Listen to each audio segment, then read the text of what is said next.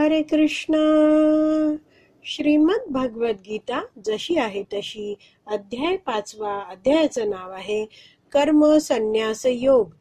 14वा श्लोक वाचायला सुरुवात करणार आहोत. त्याआधी श्रील प्रभुपादांना प्रार्थना करूया. हे श्रील प्रभुपाद, आम्ही भगवद्गीता ग्रंथ वाचून समजून घेण्याचा प्रयत्न करीत आहोत, त्यासाठी आम्हाला आशीर्वाद द्या. धन्यवाद प्रभुपाद.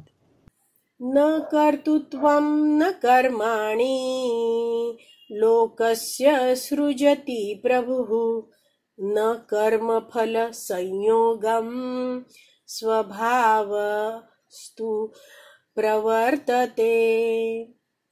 देहरूपी नगराचा स्वामी देहधारी जीव हा कर्माची निर्मिती करीत नाही, तसेच तो लोकांना कार्य करण्यास प्रवृत्तही करीत नाही किंवा कर्मफलेही निर्माण करीत नाही. हे सर्व कार्य प्राकृतिक गुणांद्वारे केले जाते. तर हा आत्मज्ञानी व्यक्ती आहे, तो या देहात राहतो आहे, तर तो कशा रीतीने जीवन जगतो आहे, जसं 13व्या श्लोकात सांगितलंच, तर तसाच कनेक्टेड हा 14वा श्लोक पण आहे. तर शब्द जरा जाणून घेऊया.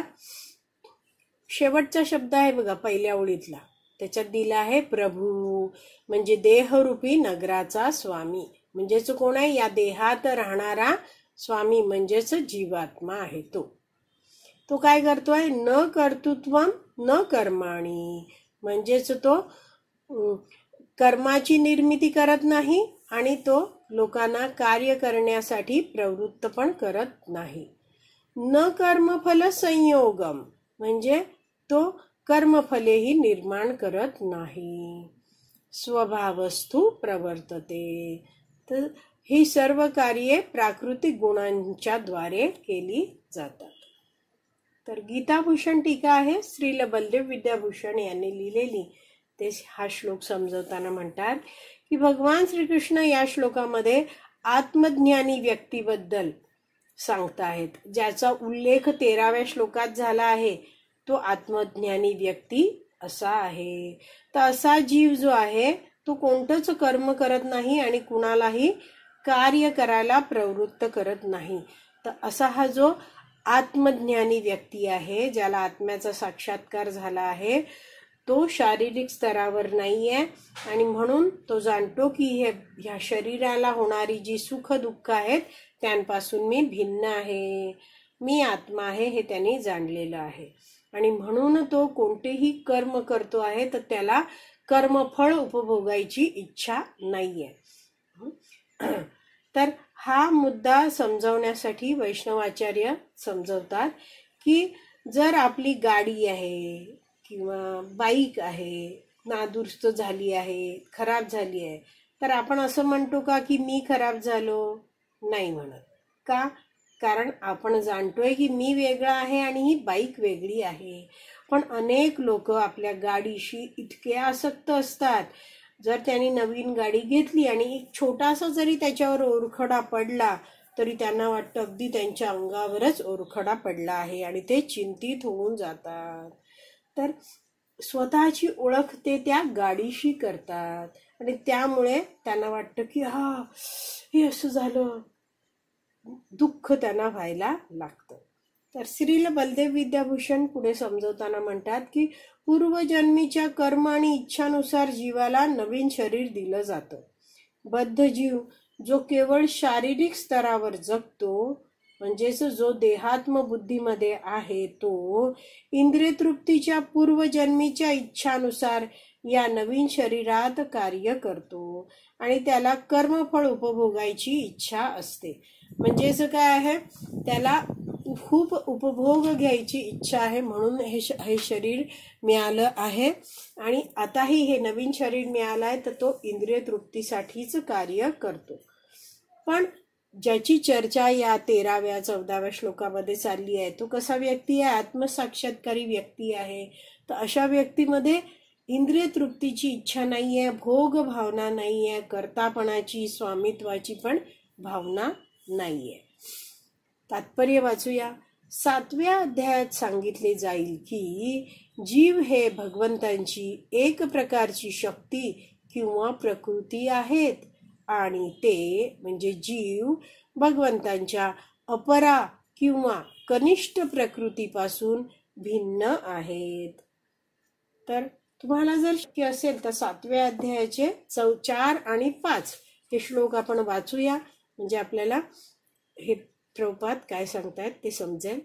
तर जो 4था श्लोक आहे 7व्या अध्यायाचा, त्याचा अर्थ आहे पृथ्वी, पाणी, अग्नी, वायू, आकाश, मन, बुद्धी आणि अहंकार या 8 माझ्या भिन्न प्राकृतिक शक्ती आहेत. भगवंत अर्जुनाला उपदेश देताना पुढे 5व्या श्लोकात म्हणत आहेत, हे महाबाहू अर्जुना, या व्यतिरिक्त म्हणजे जे भौतिक प्रकृतीचे जे 8 माझे भगवंतांनी सांगितलं ना की या 8 माझ्या भिन्न प्राकृतिक शक्ती आहेत, त्या व्यतिरिक्त आता 5व्या श्लोकात म्हणतात माझी आणखीन एक श्रेष्ठ अशी पराप्रकृती आहे जिच्यामध्ये जीवांचा समावेश होतो.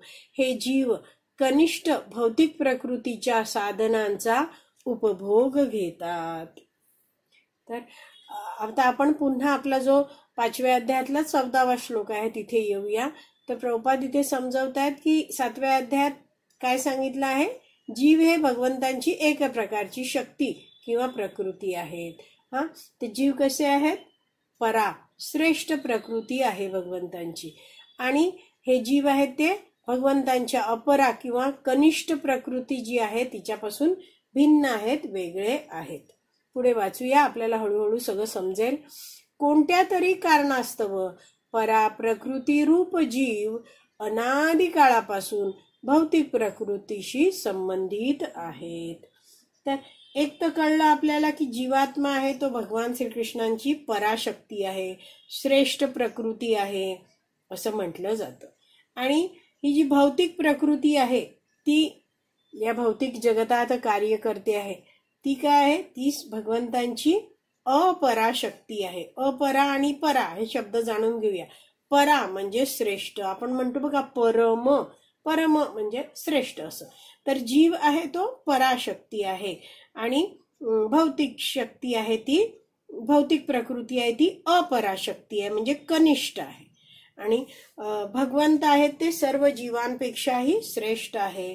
जीव हा आत्मा आहे तर भगवंतांना परमात्मा म्हटलं जातं. तर हे शब्द सांगून मी तुम्हाला हे समजवते की भौतिक प्रकृती कशी आहे भगवंतांची, अपरा म्हणजेच कनिष्ठ प्रकृती आहे. पण इथे म्हटलं आहे की हा जीव आहे तो संबंधित आहे, या भौतिक प्रकृतीशी संबंधित आहे. किती काळापासून आहे, अनादी काळापासून आहे.